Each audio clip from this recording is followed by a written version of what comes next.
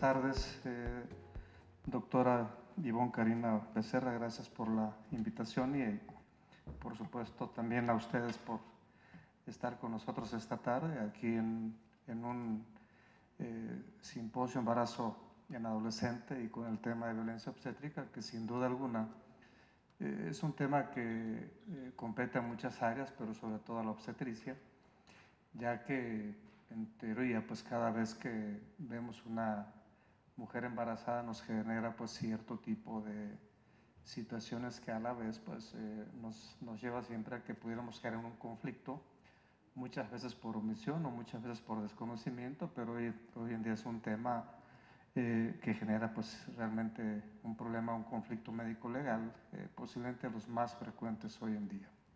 Me corresponde, como se comentó, hablar de embarazo en adolescente y posiblemente sea una de las situaciones que en época de pandemia, año 20, se hablaba de un poco más de 1 millón de mujeres embarazadas a nivel nacional.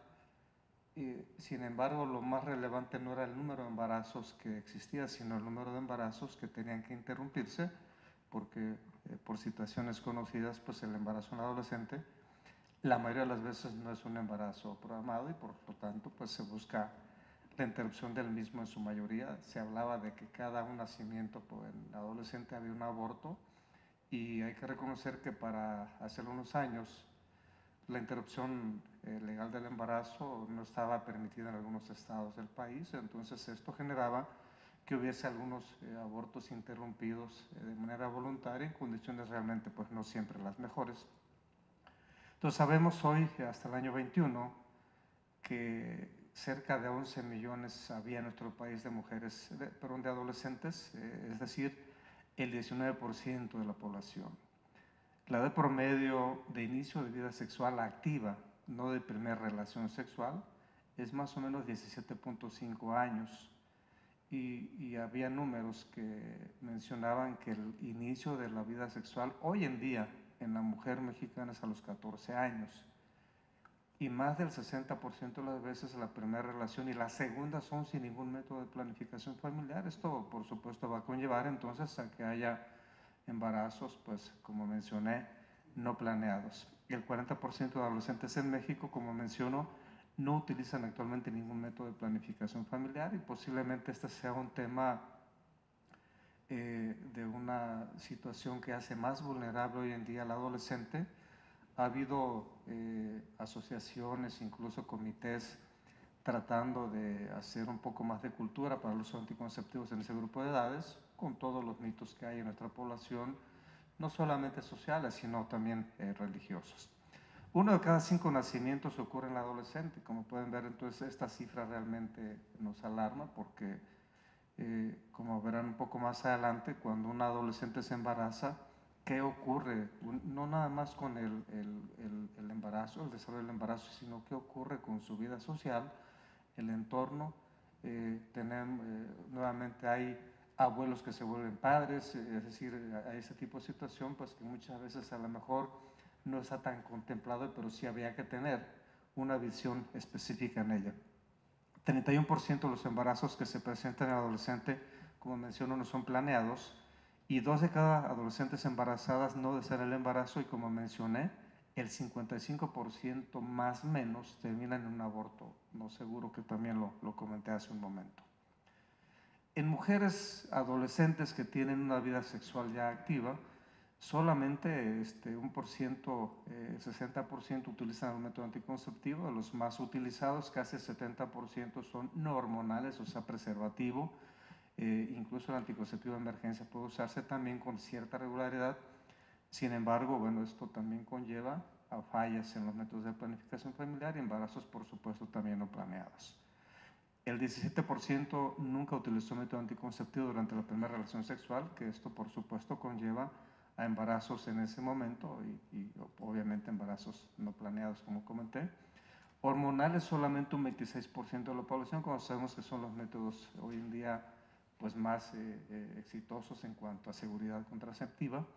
Sin embargo, sigue habiendo mucho mito y tabú para su uso, y hace algunos años se hablaba que usar anticonceptivos combinados, hormonales en la adolescencia, podrían frenar un poco su crecimiento, su desarrollo. Hoy en día sabemos perfectamente que no hay ninguna influencia sobre esto y podemos hablar de métodos anticonceptivos con mucha seguridad.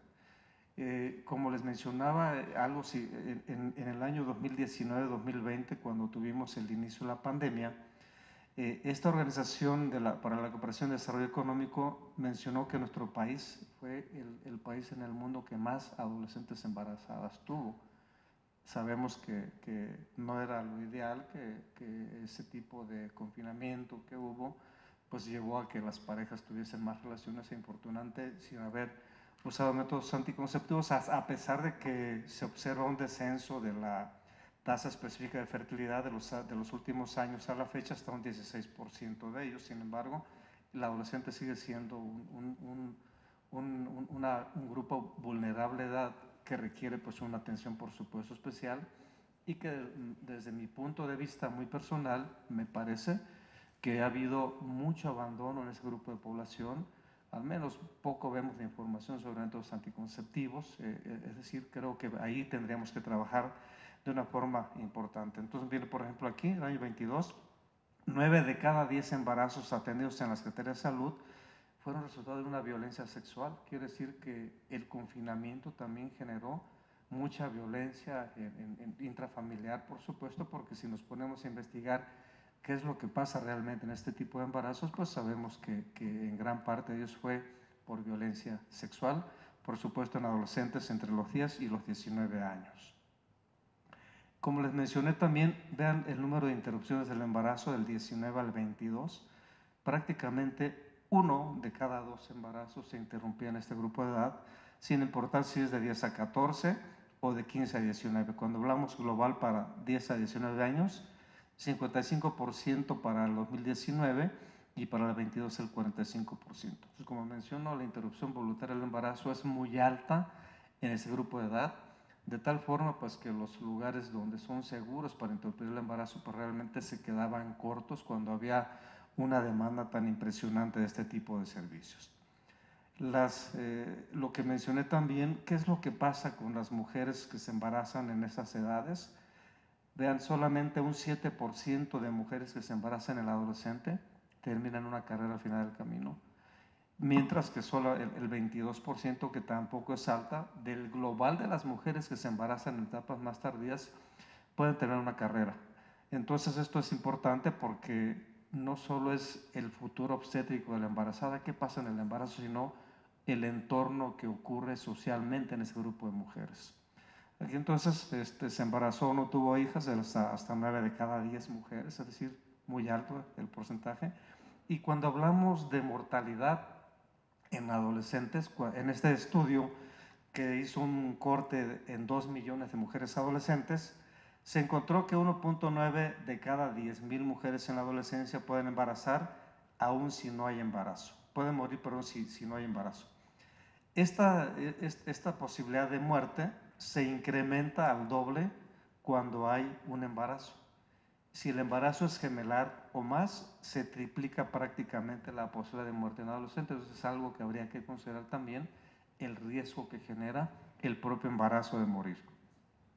Entonces aquí incluso la causa de muertes totales en el embarazo, muerte materna, ocupa el 1%. Hay que recordar que uno de los situaciones, objetivos del milenio que se generó con Calderón, que era bajar la muerte materna a 37 por 100,000 habitantes, 100,000 nacimientos, perdón, aún no se ha logrado estas fechas y seguimos teniendo un poco más de 800 muertes por situación materna al año, y el adolescente por supuesto pues genera una cifra importante.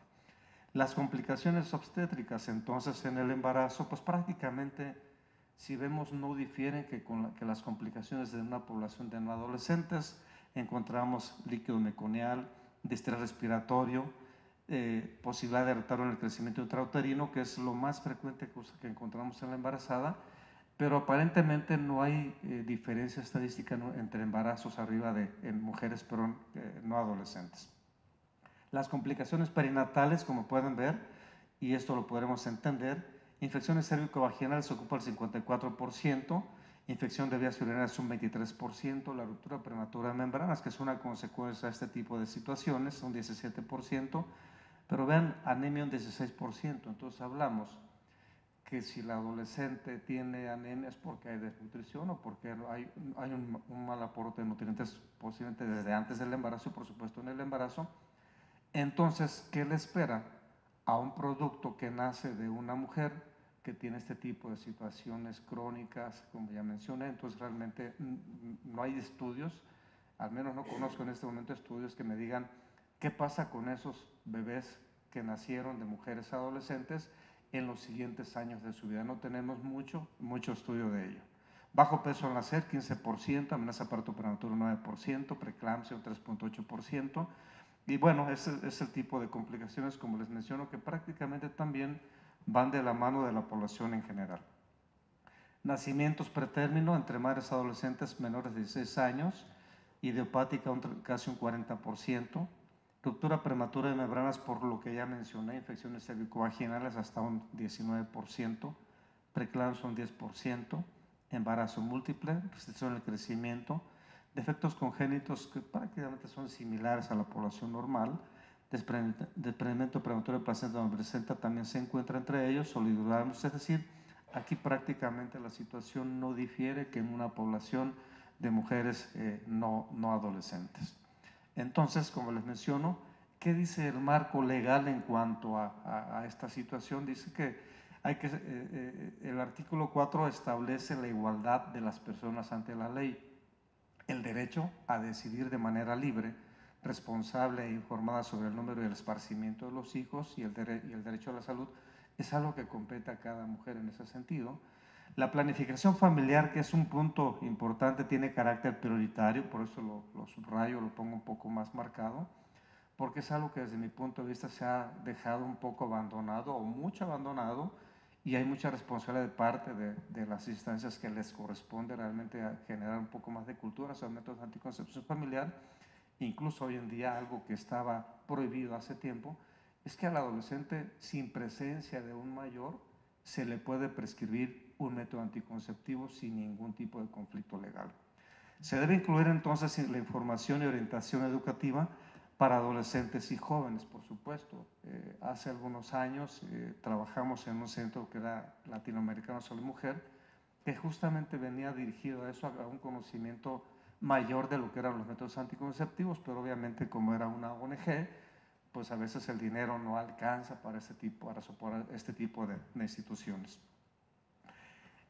Por supuesto, se requiere de generar estrategias a nivel nacional para la prevención del embarazo en adolescentes, por lo que hemos comentado, por supuesto, y para ello está la ENAPEA, que es lo que existe hoy en día, para que justamente los derechos sean hoy en día ejecutados en ese grupo de mujeres que son, como les comento, vulnerables. De tal forma que no existen hoy en día restricciones para ningún método de planificación familiar basadas únicamente en la edad. Es decir, como menciono, hoy la mujer adolescente tiene el derecho de poder elegir el método anticonceptivo y por supuesto requiere de una muy buena asesoría para ello. Y me parece que si hay una buena planificación familiar, el embarazo en la adolescente, sobre todo si es un embarazo no deseado, por supuesto que podría tener una disminución significativa. Pues muchas gracias, espero que esta plática les deje algo positivo. Buenas tardes.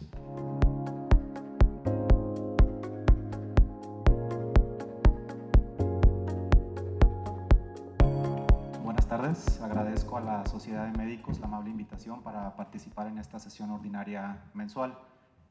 Bien, en esta plática abordaré algunos conceptos éticos y médico-legales relacionados con la medicina materno-fetal. Para poner un poco en contexto, la medicina materno-fetal es un área relativamente nueva de la medicina que surge como una rama de la obstetricia ante la imposibilidad de esta especialidad de cubrir todas las complicaciones que pueden surgir a consecuencia del embarazo, tanto del lado materno como del lado fetal. Ha pasado de solamente interpretar las pruebas de bienestar fetal a realizar estudios ultrasonográficos y bioquímicos cada vez más complejos que permiten realizar tamizajes e incluso diagnósticos de diversas anomalías fetales. y más recientemente realiza procedimientos invasivos con fines tanto diagnósticos como terapéuticos, y precisamente por todo este desarrollo que ha presentado en los últimos 30 años es que es posible actualmente considerar al feto como un paciente, y es aquí donde surgen algunos dilemas éticos en los que profundizaremos más adelante en esta plática. Recordemos algunos conceptos éticos básicos. Nosotros como médicos tenemos la obligación de proteger y promover los intereses de los pacientes, no solamente aquellos relacionados con su salud, sino en general todos los intereses. La perspectiva de estos intereses puede ser vista desde el punto de vista médico, pero también obviamente desde el punto de vista del paciente. Desde el punto de vista médico, siempre debe estar regido por el principio ético de beneficencia, es decir, cualquier acto médico debe tener como principal objetivo el beneficio del paciente o un mayor balance de beneficios sobre daños cuando estos últimos no pueden ser evitados. Pero el paciente también, con base en sus principios, en sus creencias, en sus valores, también puede emitir un juicio acerca de lo que ella, en este caso la paciente, considera que mejor protegerá y promoverá sus intereses. Y esta opinión del paciente queda respetada o resguardada bajo el principio ético de respeto a la autonomía del paciente. La medicina materno-fetal constituye un desafío para la ética médica. ¿Por qué motivo? Bueno, iniciando porque el embarazo no es per se un estado de enfermedad. Por lo tanto, los roles en la interacción médico-paciente no son los convencionales. La paciente no es una paciente única, no es una paciente individual, se trata de un binomio y sabemos que cualquier acción clínica que ejerzamos para tratar a uno de los miembros del binomio necesariamente generará una consecuencia mayor o menor sobre el otro miembro del binomio. Y también, pues, como comentamos en un principio, uno de los objetivos de la medicina materno-fetal es el diagnóstico de diversas anomalías fetales, lo cual puede contribuir a que una paciente, en pleno uso de su derecho reproductivo, decida la interrupción del embarazo. Entonces, pues esto, como bien entenderán, pues constituye una actividad que es moralmente sensible. Bien, desde el punto de vista ético, una persona se convierte en paciente cuando acude ante un médico con un padecimiento que es susceptible de recibir algún manejo clínico. Por lo tanto, para considerar al feto como paciente, entonces primero deberíamos de considerarlo como persona. Y es ahí donde surgen algunos dilemas éticos. Estos han sido abordados por diferentes visiones filosóficas. Les voy a comentar tres.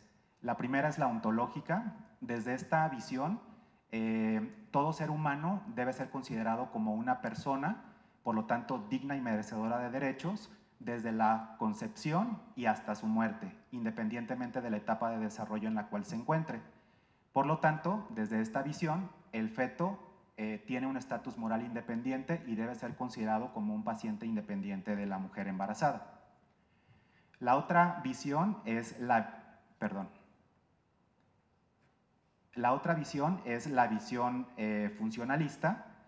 La visión funcionalista condiciona el estatus de persona a un ser vivo en función de si puede o no desarrollar algunas funciones, principalmente son funciones cognitivas. Y entonces, el otorgarle este estatus al feto depende de si puede o no cumplir con estas funciones. Y entonces, esto queda condicionado a la edad gestacional que tenga el feto. Más adelante hablaremos de un concepto que se llama concepto de viabilidad, que es a partir de qué edad gestacional el feto puede vivir fuera del ambiente intrauterino, y precisamente bajo esta visión el estatus de persona se le otorgaría a partir de que logra la viabilidad. Y por último tenemos la visión principialista. Esta visión considera que la madre es la única que puede otorgarle al feto el estatus de paciente. Por lo tanto, la madre siempre tendrá un estatus moral superior a la del feto y siempre el principio de respeto a la autonomía de la paciente estará por encima del principio de beneficencia para con el feto. Tratando de unificar estas visiones filosóficas y para dar un marco ético a la medicina materno-fetal, En 1990, Chervenak y algunos de sus colaboradores acuñaron un concepto del feto como paciente que es el más aceptado a la fecha actual. Con base en esto consideran que se considera el feto como paciente cuando una mujer embarazada acude ante un médico obstetra, materno-fetal, médico de primer contacto, etcétera, y que el feto tenga algún padecimiento que sea susceptible de recibir algún manejo clínico, pero debe reunir dos condiciones. La primera es que sea viable. ¿Qué significa? Que tenga la capacidad de vivir fuera del ambiente intrauterino. El concepto de viabilidad no es un concepto que sea universalmente aceptado porque eso depende del contexto de cada país, porque depende de factores humanos, de factores tecnológicos, etc. De manera general, en los países desarrollados se considera que es a partir de las 24 semanas y ese es el punto de corte que utilizaremos en esta plática para definir viabilidad. ¿Qué pasa si un feto no tiene las 24 semanas? Bueno, pues entonces se puede convertir en paciente siempre y cuando la mujer embarazada, en pleno uso de su autonomía, le otorgue este estatus de paciente. Bien, una vez que el feto se ha convertido en paciente, ya sea por una o por otra vía, tanto el médico como la mujer embarazada nos convertimos en fiduciarios de su estatus moral. Y el médico específicamente adquiere tres tipos de obligaciones con el binomio, que es la obligación de beneficencia para con la madre y con el feto, y la obligación de respeto a la autonomía para con la mujer embarazada o con la madre. Con base en esto, el médico entonces tiene que establecer un equilibrio entre las obligaciones de beneficencia que tiene para cada uno de los miembros del binomio. Y es por eso que cuando se selecciona cuáles son los tipos de manejo que amerita una determinada situación clínica, se tiene que buscar precisamente un balance entre estas obligaciones de beneficencia para con ambos miembros del binomio. Una vez que se tienen seleccionados cuáles son los planes de manejo para una paciente, se tiene que dar un asesoramiento. Hay dos tipos de asesoramiento desde el punto de vista ético, que es el directivo y el no directivo. El asesoramiento no directivo consiste en exponer a la paciente las opciones que hay ante una determinada situación clínica, las opciones de tratamiento, sin mostrarse parcial hacia alguna de estas opciones. Y la paciente, en pleno uso de su autonomía, decidirá cuál de esas opciones elige. A esto este es un concepto que permite una toma de decisiones compartida entre el médico y la paciente. Y en algunas ocasiones se acepta un tipo de asesoramiento que es directivo. ¿Qué significa? Que solamente hay una opción que el médico considera como médicamente razonable y entonces la propone a la paciente. Algunos autores consideran que este es un tipo de asesoramiento que es paternalista, pero no es así porque a fin de cuentas la paciente, en uso de su autonomía, decide si acepta esa única opción o no. Entonces, en resumen, el médico propone a la paciente la o las opciones de manejo, la paciente toma una decisión autónoma sobre ellas y todo esto debe quedar consignado en un consentimiento informado. Vamos a ver algunos tipos de asesoramiento que son éticamente aceptados en algunas situaciones clínicas relacionadas con la medicina materno-fetal. Primero son los estudios fetales en general. El tipo de asesoramiento que es el considerado como adecuado es el no directivo. ¿Qué opciones se le tienen que plantear a la paciente? Bueno, que tenemos pruebas de tamizaje, las cuales sabemos y debemos explicar a la paciente que estas pruebas tienen alcances y limitaciones. ¿Cuáles son las principales limitaciones? Pues que tienen falsos positivos y falsos negativos. ¿Cuáles son sus ventajas? Que todas son no invasivas, es decir, no exponemos al feto a un riesgo de perderse a consecuencia de la realización de este procedimiento. Existen las pruebas diagnósticas, la mayoría de ellas pues, son invasivas y por lo tanto conllevan riesgos de pérdida del embarazo, pero tenemos un diagnóstico certero, esa es la ventaja. Y la otra es no realizar ningún tipo de estudios, que también eso debe estar como una opción y entonces la paciente decidirá cuál de estas toma. En Estados Unidos hay un aumento en los cargos por negligencia médica a causa de lo que se considera como nacimientos equivocados o abortos equivocados. ¿A qué se refiere esto? Una paciente opta por una prueba de tamizaje. La prueba de tamizaje da un resultado positivo, Entonces, para cualquier anomalía que ustedes elijan. La paciente decide interrumpir el embarazo y cuando se analiza el aborto se determina que no estaba afectado, es decir, se trató de un falso positivo.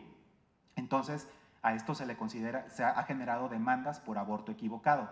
Y al contrario, un falso negativo de una prueba de tamizaje hace que la paciente tome la decisión de continuar con el embarazo hasta el final y cuando nace, pues resulta que está afectado por algunas de las anomalías para las que fue tamizado, es decir, un falso negativo, y entonces aquí a eso se le conoce como un nacimiento equivocado y ha generado demandas. Entonces aquí la cuestión es que debemos explicar bien a las pacientes cuáles son los alcances y las limitaciones de las pruebas y las ventajas y las desventajas de cada una de ellas para que esto no ocurra.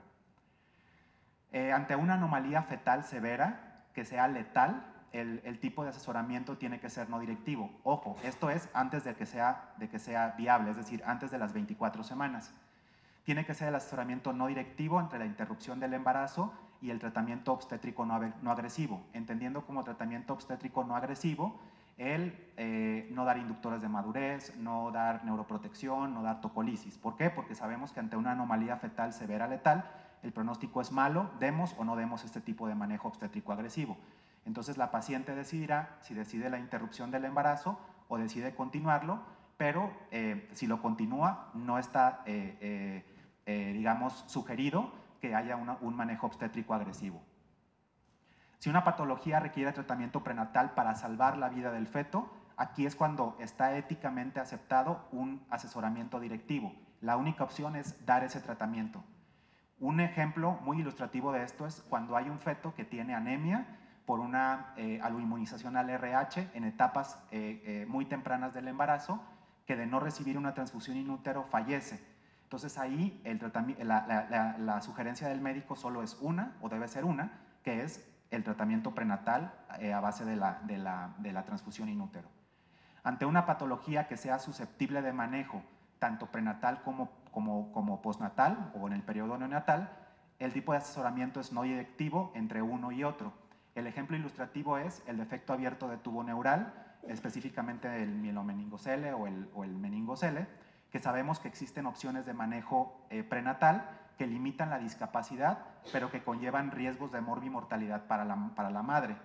Entonces, si la otra opción son los tratamientos neonatales, que evitan los riesgos de morbimortalidad para la madre, pero que limitan la ventaja del procedimiento quirúrgico para prevenir, o mejor dicho, para limitar la discapacidad a consecuencia del defecto. Y ante una patología que sea susceptible de tratamiento experimental, el tipo de asesoramiento debe ser no directivo entre participar y no participar.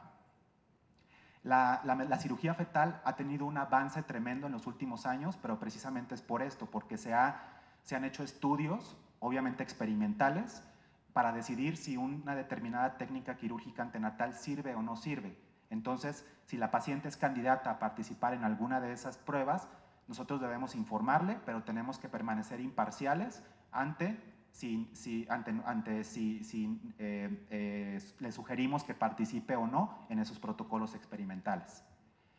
Y cuando haya la necesidad del nacimiento prematuro extremo, el tipo de asesoramiento antes de las 23 semanas tiene que ser no directivo entre la interrupción del embarazo o un tratamiento obstétrico no agresivo. Cuando está entre las 23 y las 23,6 semanas, como no hay beneficios claros, pero tampoco no hay contraindicaciones, entonces el manejo sugerido es no directivo entre el tratamiento obstétrico agresivo y el no agresivo. La paciente ya decide. Pero después de la viabilidad, que como comentamos previamente, en los países desarrollados es a partir de las 24 semanas, el asesoramiento es directivo a que se dé un manejo obstétrico agresivo porque el beneficio sobre el feto está probado. Y para finalizar, ahondaremos un poco en lo que se refiere al aborto cuando hay alteraciones fetales.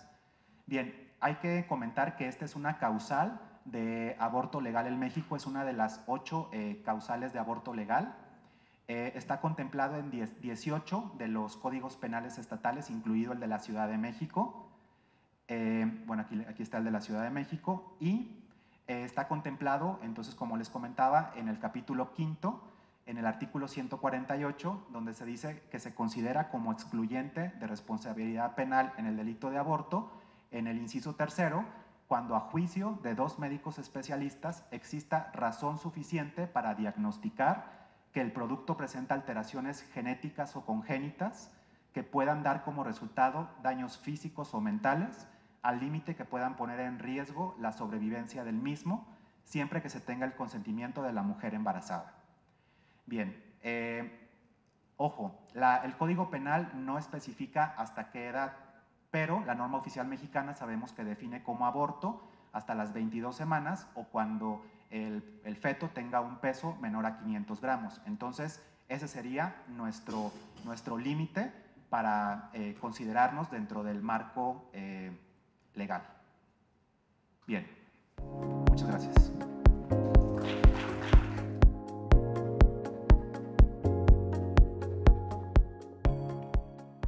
Hola, ¿qué tal? Buenas tardes. Muchas gracias por la invitación a este simposio. Y pues bueno, les vengo a hablar un poquito del embarazo y la violencia obstétrica y las consecuencias que hay de esto.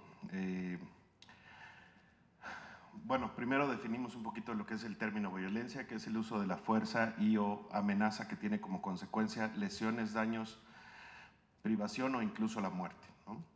Y de ahí pasamos ya propiamente, porque no les voy a definir obstetricia ni nada por el estilo a ustedes, evidentemente todos aquí son expertos. Y el tema de violencia obstétrica es la forma específica de violencia ejercida por el personal de salud o instituciones públicas o privadas hacia las mujeres embarazadas en labor de parto durante el puerperio y o el posparto. Entonces, aquí hay una serie de cuestiones que abordaremos con mayor precisión más adelante, pero hay una cuestión muy importante aquí.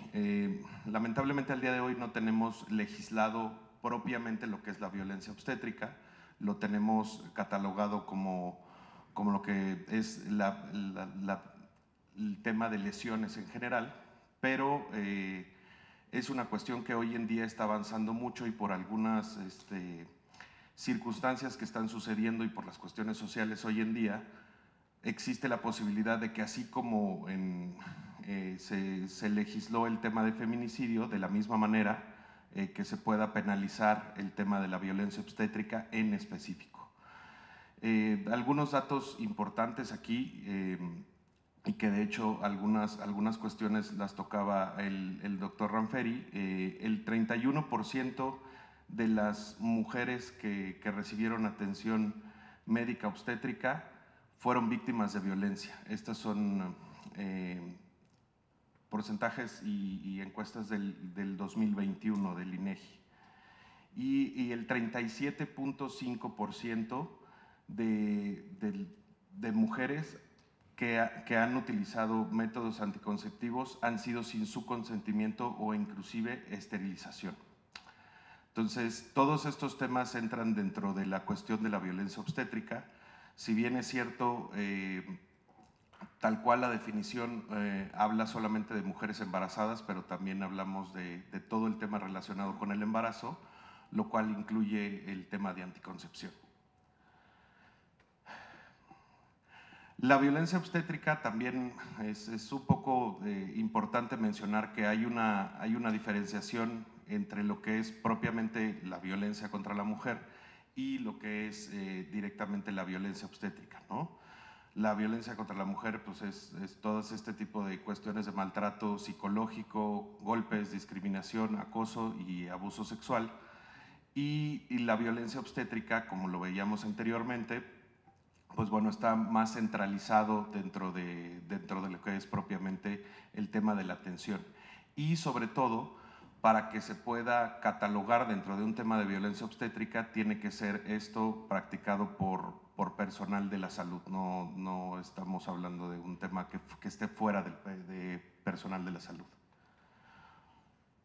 La violencia obstétrica se genera con el maltrato que sufre la mujer embarazada al ser juzgada, atemorizada, humillada o lastimada física y psicológicamente.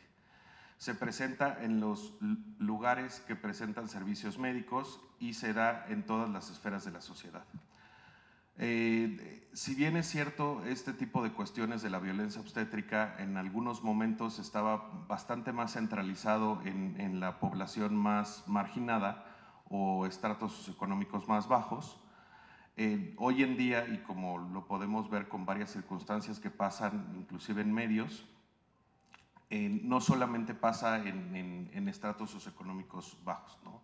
Hoy en día el tema de la violencia obstétrica no solamente se da en hospitales públicos, también se da en hospitales privados y sobre todo, y aquí viene una parte donde vienen recomendaciones sobre todo a nuestros amigos especialistas en el tema, es que puede ser todas esas prácticas que veníamos teniendo anteriormente, donde, déjenme utilizar estas palabras, apapachábamos a la paciente y le queríamos encaminar por cuáles eran las cuestiones más recomendables. Es muy importante que hoy en día tenemos que ser bastante más cautos y precavidos en las cuestiones de cómo manejamos el tema con los pacientes. Esa es una de las cuestiones más, porque el tema de la violencia obstétrica no estamos hablando solamente de que se encajone en forzar a una mujer a un tipo de parto o a un tipo de anticoncepción, sino que estamos hablando de un espectro bastante más amplio, de sobre todo el tema de cómo se maneja el tema desde todo el embarazo hasta ya propiamente el parto e inclusive el mismo puerperio. ¿Cuáles son actos constitutivos de la violencia obstétrica? Practicar un parto por cesárea existiendo las condiciones para realizar un parto natural sin el consentimiento voluntario, expreso e informado de la mujer. Aquí es vital destacar que no solamente el hecho de tener y de dar esta explicación y de decir cuál es la recomendación que dice el especialista, que sea la mejor tanto para el producto como para la paciente, sino que es muy importante el dar esta explicación de manera sucinta, no solamente a la persona, sino también inclusive a sus familiares, porque hoy en día no solamente estamos tratando con el paciente, sino estamos tratando con la familia y con una cantidad de personas que terminan tomando decisiones el día de mañana y que nos pueden afectar para este tipo de circunstancias. Ya hay cuestiones que las mencionan ya un poquito técnicas ahí, de obligar a parir acostada y o inmovilizada, negar o obstaculizar la posibilidad de cargar y amamantar al bebé inmediatamente al nacer, no atender oportuna y eficazmente las emergencias obstétricas. Digo, estos son algunos de los actos que pueden ser constitutivos de violencia obstétrica, pero en realidad pues existen una cantidad más. No los podríamos enunciar absolutamente todos, pero sí es una cuestión verdaderamente trascendente el hecho de que ustedes tengan conocimiento de cómo se puede manejar este tipo de cuestiones, ¿no? Sobre todo, pues todos nuestros amigos ginecólogos aquí, el tema de cómo se maneja propiamente la relación con la paciente es vital para no poder caer en alguna de este tipo de cuestiones. Y más hoy en día que se magnifica cualquier cuestión que podamos haber dicho, hecho o actuado de alguna manera. Entonces sí es muy importante que tengamos en consideración todo este tipo de cuestiones. ¿Cuáles son las obligaciones de la autoridad? Bueno, la autoridad debe de tener a la mano los servicios de salud y respetar los derechos humanos para garantizar el acceso a la atención profesional durante el parto y el periodo posterior, respetando las necesidades específicas, usos y costumbres y las decisiones de las mujeres.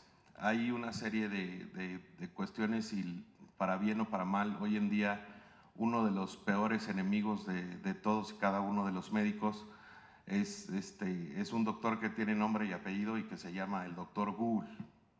Entonces el doctor Google es aquel doctor donde hace una serie de recomendaciones y podemos encontrar absolutamente cualquier tipo de recomendación y cualquier cosa que ustedes puedan mencionar va a ser totalmente contradecida en algún artículo por alguna persona que muy probablemente ni siquiera es un profesional de la salud.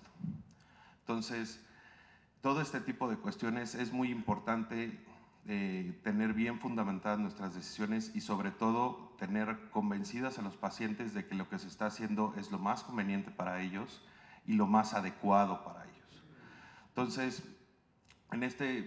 por lo que presentamos aquí en esta lámina, pues bueno, estamos hablando de que el gobierno es el que está obligado a dar este tipo de garantías.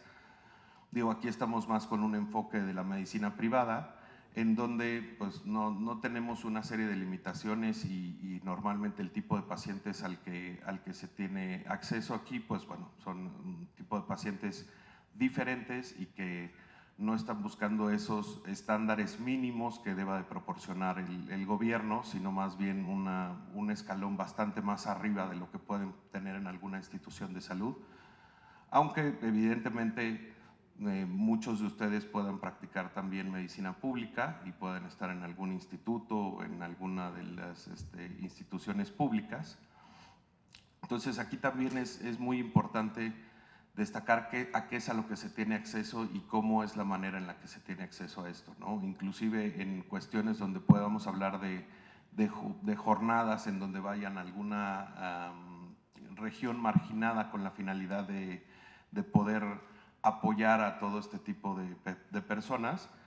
Inclusive ahí mismo tenemos que tener bastante precaución, porque no solamente no solamente es en las circunstancias donde es en la medicina pública o en la medicina privada o en la medicina que puedan llegar a practicar de beneficencia, sino en todo momento que estén realizando un acto médico puede ser susceptible de una cuestión de caer en algún término legal de estos en donde estemos hablando de una violencia obstétrica. Como les comentaba hace rato, lamentablemente no tenemos hoy en día un delito específico para lo que respecta a lo que es la violencia obstétrica. No existe al día de hoy inclusive algún proyecto de tipificar y de poner específicamente algún delito relacionado con el tema de violencia obstétrica. Hoy en día pues, se pueden catalogar en diferentes tipos, de diferentes partes de la ley, como lo puede ser en el delito propiamente de lesiones, inclusive el delito de homicidio, o bien el delito de la práctica médica, ¿no? Entonces, el tema de esto que comentamos de la violencia obstétrica sí es una cuestión bastante trascendente y creo que existe la posibilidad bastante amplia de que se empiece a hablar en algunos foros, sobre todo por diversas circunstancias que han ido sucediendo y la realidad que vivimos socialmente hoy en día, y que pueda empezar a hablarse de tipificar propiamente y especificar el término de la violencia obstétrica, ¿no? Digo, lo manejamos y hoy en día existen colectivos que se reúnen de mujeres con la finalidad de defender los derechos de las mujeres en este periodo, en el parto, en cuestiones de reproducción. Ya lo comentaba aquí también el doctor Muro, referente a las cuestiones de entrar en esos debates tan complejos el día de hoy de cuándo se considera ya como paciente al feto. Entonces, hay cuestiones bastante complejas, inclusive está totalmente legalizado el tema de la anticoncepción, no hay, como lo decía el doctor Ranferi, no hay una limitación en cuestiones de edad y todo ese tipo de cuestiones, aunque sí existe algunas limitaciones y hay algunas lagunas referente a lo que pudiera ser la esterilización o inclusive lo que viene siendo la anticoncepción en pacientes que no tengan uso de sus facultades mentales o pacientes que tengan alguna discapacidad para poder comprender lo que es propiamente el tema de las relaciones sexuales y todo esto, y que pueden tener consecuencia un embarazo que no sea evidentemente planeado y mucho menos deseado. Entonces, no lo tenemos propiamente en un artículo en específico, pero muy probablemente no estemos lejos de que el legislador empiece a considerar este tipo de circunstancias. Y bueno, la violencia obstétrica existe y no solo las mujeres son las afectadas por dichos actos, también los bebés resultan mermados por estas prácticas y el personal médico, que pese a ser espectadores, deciden normalizarlos. La verdad es que este tipo de cuestiones y la violencia obstétrica no solamente puede ser, y hoy en día aquí en su mayoría son médicos, pero no descartemos que, por eso mencionaba el término personal de la salud, no solamente los médicos, ¿no? O sea, inclusive las enfermeras, sus mismas asistentes que las pueden asistir en la consulta, son parte de esta atención. Entonces, no solamente pensemos que está limitado a los médicos y por tener una cédula profesional, sino también al personal de enfermería, los técnicos y todo el personal que influye dentro de la atención de los pacientes puede ser sujeto de cometer este tema de violencia obstétrica. Durante el año 2012, México fue el cuarto país en el mundo con más cesáreas innecesarias realizadas, ¿no? Entonces, una recomendación que les podría decir referente a esto es, y más de alguno ahorita me podrá decir así de, pues,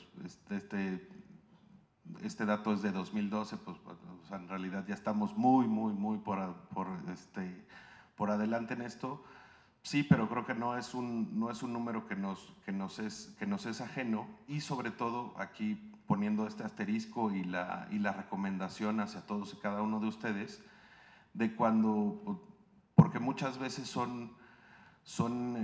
terminan siendo responsables los médicos por lo que terminan mencionando ser una cesárea innecesaria, cuando en realidad era lo más conveniente en ese momento, pero no necesariamente el expediente clínico pueda llegar a mostrar todos los datos que ustedes estaban viendo y las circunstancias reales de esos momentos. Por lo tanto, todas y cada una de estas decisiones son muy importantes que las pongan en lo que viene siendo el diario y la Biblia, y que es un documento legal, que es el expediente clínico. Entonces, una nota explicando del por qué están haciendo una cesárea y por qué están recomendando esto, los puede salvar el día de mañana de alguna circunstancia legal o de algún problema. Pues bueno, en este orden de ideas es menester recordar que no necesariamente todo es violencia obstétrica, por lo que se requiere generar más indicadores obstétricos de calidad, así como hacerlos visibles y públicos. Pues bueno, un poquito de lo que les venía comentando, que creo que son los temas que se tienen que prestar bastante atención, es, en resumen, al final, hay muchísimas cuestiones que pueden ser sujetas de lo que se considera hoy en día violencia obstétrica. Es una cuestión que es penalizada hoy en día, pese a que no exista un delito específico. No menos cierto es que puede caber en más de uno de los delitos contemplados en la legislación. Por lo tanto, es muy importante que tengamos mucha precaución y mucha atención en el tema de la atención a los pacientes, que no solamente influye en los actos per se que se practique un estudio, una auscultación o temas por el estilo, sino desde la manera en la que nos expresamos, desde la manera en la que le transmitimos todos y cada una de las recomendaciones a los pacientes. Es muy importante manejar un mismo discurso, tanto con el paciente como con los familiares, como con el responsable médico, que sea el que esté fungiendo como representante del paciente para cualquier circunstancia. Creo que todo este tipo de cuestiones son muy importantes para que se tomen en cuenta y podamos evitar lo más posible alguna cuestión legal, y en caso de tener una circunstancia legal, tener suficientes elementos para poder afrontarla y hacerle frente. Muchas gracias.